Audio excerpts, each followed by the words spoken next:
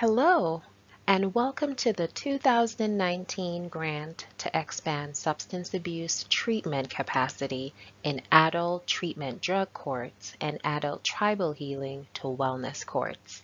And the short title for this grant is the Treatment Drug Courts. I have a disclaimer for you. The free information we provide in this webcast is based on our interpretation of the grant announcement. The viewer, you, is advised that the publicly published grant announcement and the funding agency are the final authority on this subject grant. I am going to tell you a bit about myself. My name is Cereta Gibbons. I am the owner for Comprehensive Grants Management. I have been providing successful grant writing service for clients nationwide for almost 12 years, with an average 65% grant writing success rate. My hobbies are reading, painting, keyboarding, and gardening. Comprehensive Grants Management provides additional value to clients by presenting free online webcasts about currently available grant funding opportunity. We are a grant writing firm and we have been in existence for almost 12 years with an average 65% grant writing success rate. We provide full-time, full-year grant writing service to our clients nationwide. You can visit our website, which is on the World Wide Web at www.comprehensivegrants.com, and we have additional resources and information that you will find useful about our grant writing firm.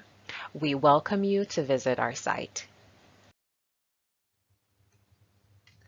Today's webcast will be on the 2019 grant to expand substance abuse treatment capacity in adult treatment drug courts and adult tribal healing to wellness courts. And remember, the short title is the Treatment Drug Courts. I know it is a mouthful.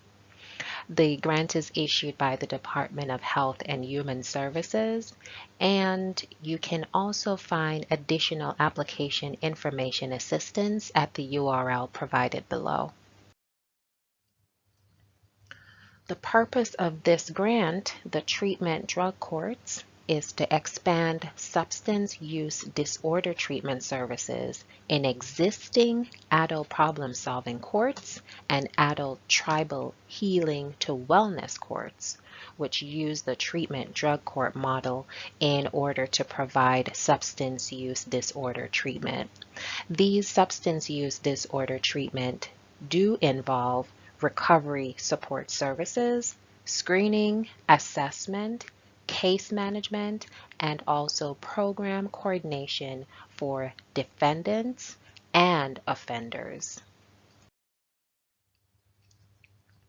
The grant due date is January the 4th, 2019 at 11:59 p.m. Eastern Time. I do know that it is immediately after the new year, and so a lot of people may be on holidays because of the New Year's. They may have taken time away from work. And so I highly encourage you to stay focused this holiday season so that you can write and submit your grant applications in order to improve your chances of getting funding for next year, 2019, so that you can continue to bring additional grant funding into your organization, bringing programs and serving the community and the people who need it the most. So my encouragement to you is stay focused, complete your applications, submit your applications this holiday season. The eligible applicants for this grant are state governments, the District of Columbia, Guam, the Commonwealth of Puerto Rico, Northern Mariana Islands, the U.S. Virgin Islands, America Samoa, the Federated States of Micronesia, the Marshall Islands, and Palau. Local governments such as county government, city government, and townships are also eligible to apply, as well as federally recognized Indian tribes and tribal organizations or a consortium of tribal organizations are eligible for this grant. The period of performance for this grant, the funding agency stated that the estimated project start date is April the 1st, 2019. Who knows that that is April Fool's Day? Do you think they're playing a trick on us? But that is what they have for their estimate. It is an estimate, so it's probably not exactly on that date that you will start the project, but the estimated project start date is April 1st, 2019. Based on the fact that the grant due date is January 4th, 2019, they expect this to be a very short turnaround time between when you submit the grant and when the funded applicants are actually published, made publicly known. The estimated project end date is April the 1st, 2024. The estimated number of awards will be 25 awarded applicants, and it is very interesting to note that at least 5 awards will be made to tribes or tribal organizations. This is pending sufficient application volume, of course, but they say they intend to make at least 5 awards to tribes. What does that tell you? Tribal applicants, please apply because they have designated a portion of the awarded applicants that will go strictly to tribal applicants. So definitely stay focused this holiday season. Submit your applications because it almost seems like automatic funding. The designation is there. They've earmarked at least 5 grants to tribal applicants. So get your applications in, ensure that they are strong, ensure that you have met all of the requirements, you've answered all of the questions, you've completed all of your forms, and you have provided sufficient information to develop a compelling argument for a grant, a successful grant application. So again, they intend to award 25 awarded applicants. At least 5 of those awards will go to tribal applicants.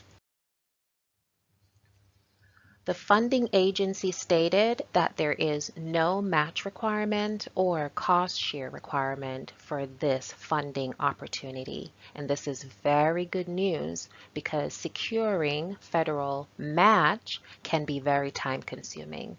Therefore, since there is no match requirement or cost share requirement, that allows you to be freed up to concentrate on other aspects of the application package.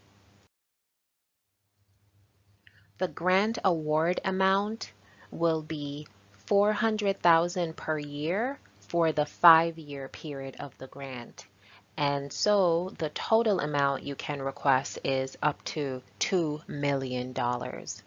However, it is up to $400,000 per year. So that means that in your grant budgets, do not request more than $400,000 per year. That is $400,000 per year for the 5-year grant term, which is a total of $2 million. This grant does have some funding limitations. The Treatment Drug Courts grant has a few funding limitations. No more than 15% of the total grant award can be used for developing infrastructure necessary for the expansion of services. Also, no more than 20% of the total grant award can be used for data collection, performance measurement, performance assessment. That also includes incentives for participating in the data collection follow-up. No more than 5% of the annual grant award can be used for HIV rapid testing. So remember, for this grant program, you can request up to $400,000 per year. However, you cannot use more than 5% of that per year for the HIV rapid testing. For the HIV rapid testing, you can partner with an outside provider and they can come in to do the HIV rapid testing for you, which is good because this is how you can also get to compensate your community partners for sharing some of the burdens of operating a program of this size and magnitude. So compensating these outside providers for their service is really good. You can pay up to 5% of the annual grant award for that. You can use up to 35% of the annual grant award to pay for FDA approved medication, which is really good for this population. You can also use up to 5% of the annual grant award for viral hepatitis B and C testing. You can also pay for the supplies that is involved in the testing, such as gloves, biohazard waste containers, and most importantly, the training of the staff related to viral hepatitis B and C training. Because without the staff to actually do the testing, you wouldn't be able to do the testing. So to train your staff properly to do the testing, it's really good. And so you can use up to 5% of the annual grant award to do the testing. Also, you can use up to 30% of the annual grant award to pay for recovery housing. And recovery housing is extremely necessary in certain circumstances for this population, for your target group.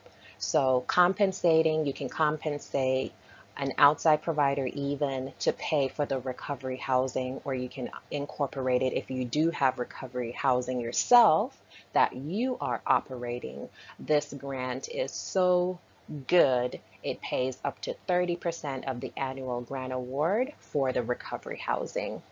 These are the funding limitations. One of the favorite part of a grant is the grant budget request. And that is the purpose of a grant. It's money that you request from the funding agency to pay for a program that you're operating or want to start operating. So for this program, the funding agency states that you can use the grant fund for personnel. Personnel includes staff salaries, so paying for all of the personnel that will be working on this grant, helping you to operate and manage the grant. You can pay for their annual salaries. You can also pay for their fringe benefits. You can also pay for travel. This includes local travel and long distance travel. The travel can include travel for your staff, travel for your partners, as long as this travel is directly related to the grant, and travel for the participants, as long as the travel is related to the grant. Equipment, you can purchase equipment that's necessary to operate the grant. You can also pay for supplies that's necessary to be used in the grant program. You can pay your contractual partners. Remember, we talked in the previous slide about compensating the HIV rapid testing partner. So partners such as that, partners such as the one that's paying for the recovery housing, and any component of the grant program where you yourself as the applicant is not operating that component directly, you can outsource it and pay a partner contractually to provide those services. As long as it is an eligible activity for this grant program, you can outsource it to a community partner under this section, which is contractual. Other services and activities you can pay for out of this grant, as long as it is a eligible activity for this grant program. You can also pay for direct costs, and you can also pay for indirect costs. Indirect cost is our standard de minimis indirect cost rate, unless you have a indirect cost rate agreement, which is more than the 10%, and therefore you can allocate more than 10% according to your agreement. However, you do not have to allocate the 10% or whatever your indirect cost rate is. You can allocate even less than whatever the maximum is.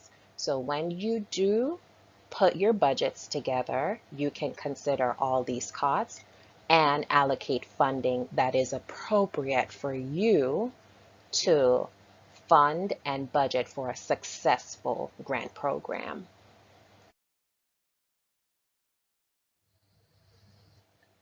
The funding agency states that an eligible participant who can benefit from this grant program is any member of the community who requires substance abuse treatment.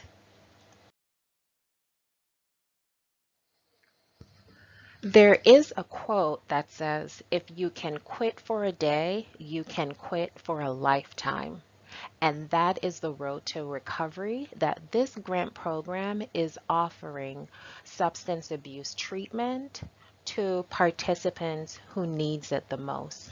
That is the goal for this grant, and that is the goal for the potential applicants, such as yourself, is to make that offer and availability of a lifetime of sobriety to the participants who need it the most. The program goal for the Treatment Drug Court grant is to expand services in existing drug and wellness courts. An applicant should propose to increase access and availability of services to a larger number of clients. For example, if an adult treatment drug court currently serves 50 persons per year and has a waiting list of 50 persons but lacks the funding and the resources to serve those people, the applicant should propose to expand services and capacity to admit some or all of those people on the waiting list or at a new location. An applicant may also propose to serve enhancement for adding medication and technology assisted care.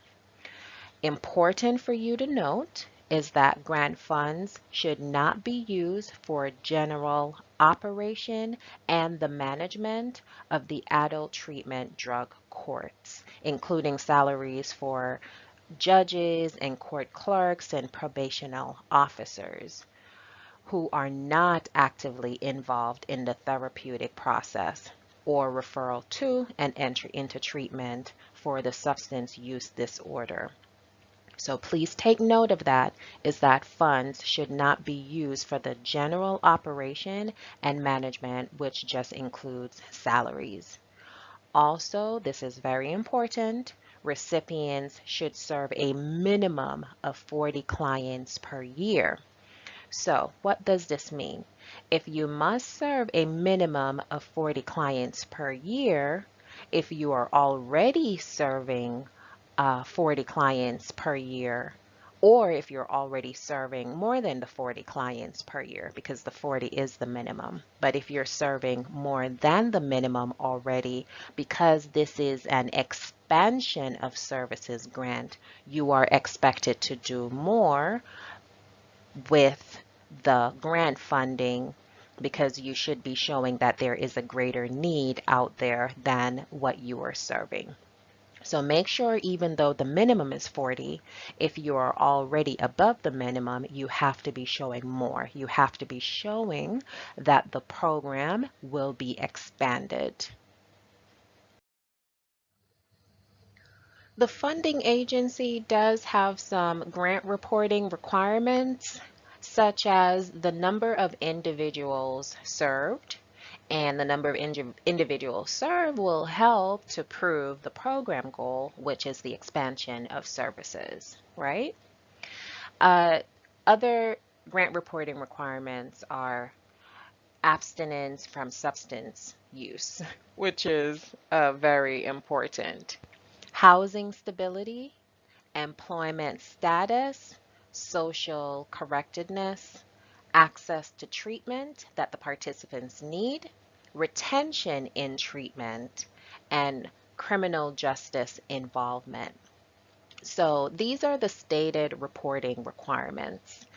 Important for you to note is that you will also be required to report on client demographics, services, and diagnosis data will also be collected. This information will be gathered using the funding agency's performance accountability and reporting system, and access will be provided upon award. So you do not have to really worry about gaining access to this now or worry about the reporting requirements now, because upon award, the funding agency will provide for you orientation and prepare you on how to implement and operate the grant program, and upon award you will gain access to all of their collection data performance portals. This is a very necessary grant, especially in society today with the rates of illegal substance abuse and misuse. And so every single community that exists today, I would say, definitely need this grant. And so you must make a decision if you would like to apply for this grant. So it's decision time. And I do have some questions that will aid you to make a decision if you want to apply for this grant or not. So one of the questions, which is very important, is are you eligible for the grant? Because it's confirmed, it's a fact, all communities do need a grant like this, but are you the eligible applicant for this grant? Do you need this grant? Yes, every community needs this grant. Do you want to apply for this grant?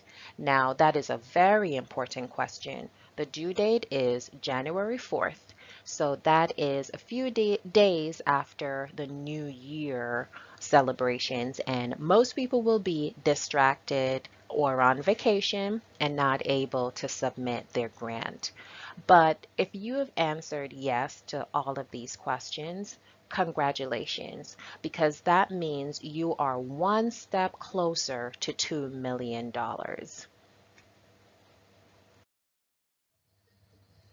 The grant application submission process is a process, and to assist you a little further, one of the first things that you're going to need is a DUNS number. I have provided the URL for the DUNS number where you can go to that website, and there are instructions on how you do obtain a DUNS number if you do not have a DUNS number already. One of the next things you want to do very soon after, if you do not have a SAMHSA account yet, you definitely want to get started on registering for a SAMHSA account. The process for a SAMHSA account takes about 4 weeks, and so you want to get started on that as soon as possible. The next thing you want to do is to register for a grants.gov username and password. The grants.gov portal is the portal that you will be submitting this grant application through. And so having a valid, current username and password with assigned roles is very important for you to submit the grant application through this portal. Remember now, the grant due date is January the 4th, 2019 at 11:59 p.m. Eastern Time. So it's go time, show time, because you have very little time left to submit your grant application. So stay focused and definitely submit your grant applications on time. I want you to know that the holidays are the most perfect time to apply for grants. And the reason that is because most people, they're on vacation. And so they are not at work to submit their grants. The staff that is at work is probably understaffed or maybe a little bit distracted because it's the holiday season.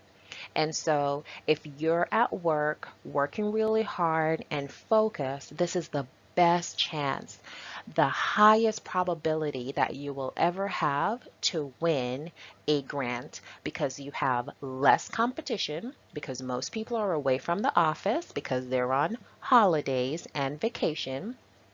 You have less competition, and the people who are there, they are distracted, so they may not submit quality applications. So if you are in the office, ready to work, focused, then it is the most advantageous for you to win the grant this time of year than at any other time of the year.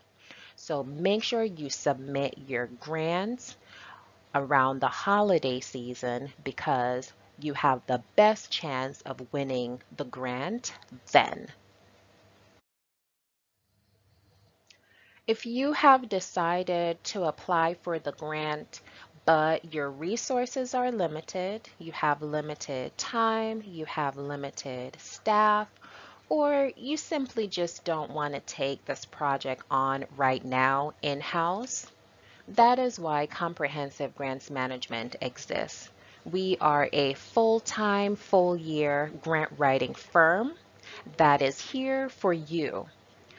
We basically sell time and grant writing services. So if you would like us to write this grant for you, we do have the expertise to do this type of work for you. We have a 65% average success rate, which is stellar. We are a superior product in the marketplace. If you want us to write this grant for you, give us a call at 813-949-2877 or send us an email and say, hey, I saw your webcast and I want you to write this grant for our organization. Email us at grants@comprehensivegrants.com. If you have decided to do this grant in-house and this webcast had helped you to understand the grant a little bit more, we want to hear from you. I would be so excited to find out how this webcast really did help you. And so you can give us a call and also send us an email. So I wish you all the best and see you in our next webcast.